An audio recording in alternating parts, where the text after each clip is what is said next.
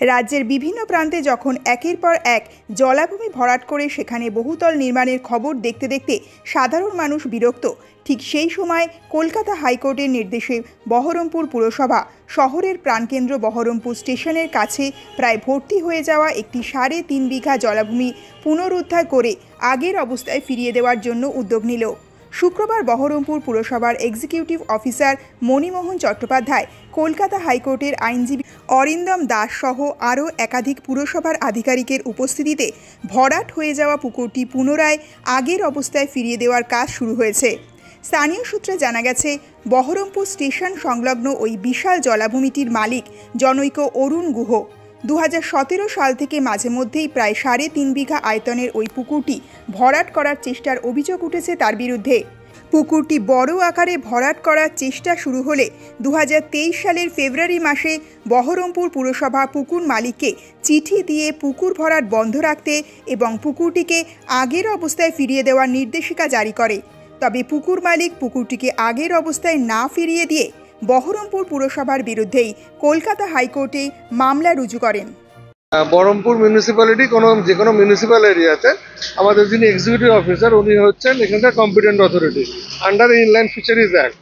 আইনের হচ্ছে যদি কোনো জলাতে 6 মাসের উপর জল থাকে এবং মাছ চাষযোগ্য হয় তাহলে সেটাকে কোনোভাবে কনভার্ট করা যাবে না। এইটি অনেক পুরনো মামলা, অনেক বছর ধরে মামলাটি চলছিল।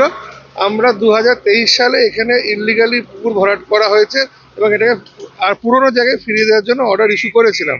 সেটিকে চ্যালেঞ্জ করে হাইকোর্টে মামলা হয়েছিল। হাইকোর্টের জয়েন্ট ইন্সপেকশন রিপোর্ট আমরা জমা করেছি with the block land and Baharampur. সেখানে দেখা যাচ্ছে এই জায়গাটা ইললিগালি কনভার্ট হয়েছে। সেই কনভার্সনটা হাইকোর্টের সামনে রিপোর্ট আসার পর হাইকোর্ট সুনির্দিষ্টভাবে আমাদেরকে নির্দেশ দিয়েছে যে পজিশনে পুকুরটা ছিল অ্যাকচুয়ালি মাপ অনুযায়ী সেটা তাকে ফেরত দেওয়া হোক।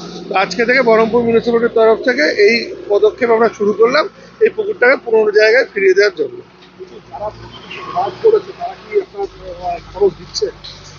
আমাদের আইন অনুযায়ী যে খরচা এখানে হবে সে খরচা আমরা তাদের কাছে ক্লেম করতে পারবো।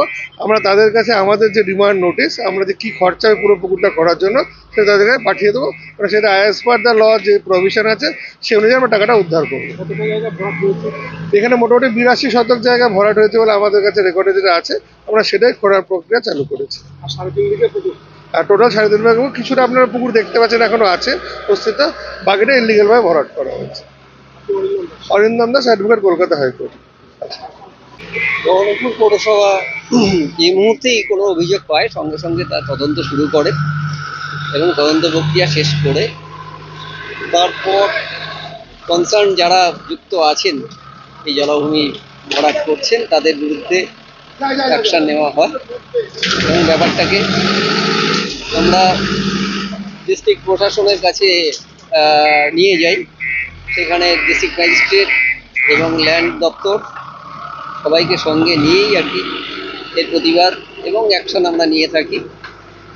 ইতিমধ্যে আমরা কোর্টের দ্বারস্থ হয়ে যাই এবং কোর্ট যেমন যা ডাইরেকশান দেয় আইন অনুযায়ী সেই আইন সেটাকেই মান্যতা দেওয়া এবং কোর্টের ডাইরেকশানটাকেই ইমপ্লিমেন্ট করা, এটাই হচ্ছে আমাদের প্রশাসনিক দায়িত্ব এবং বহরমপুর পৌরসভা এই প্রশাসনিক দায়িত্ব প্রতিদিনই আর কি পালন করে যাচ্ছে।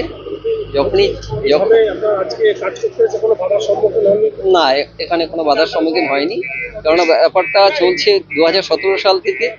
তখন থেকেই কোর্টে বিভিন্ন রায় রয়ে গেছে এবং সেই রায় অনুযায়ী আমরা 2023 সালে ফেব্রুয়ারি মাসেও একবার বলা হয়েছিল যে রেস্টোরেশনটা আপনারা আপনাদের তরফ থেকে করে দেবেন, তাহলে প্রশাসনিক ব্যবস্থা নেওয়া হবে।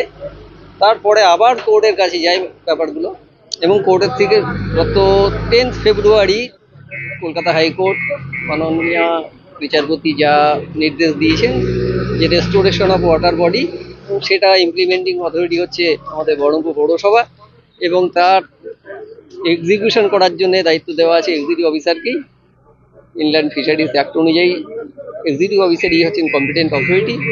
সেই হিসাবে আমরা প্রশাসনিক দায়িত্ব পালন করছি এবং পুকুরের জায়গায় ফিরিয়ে দেওয়া।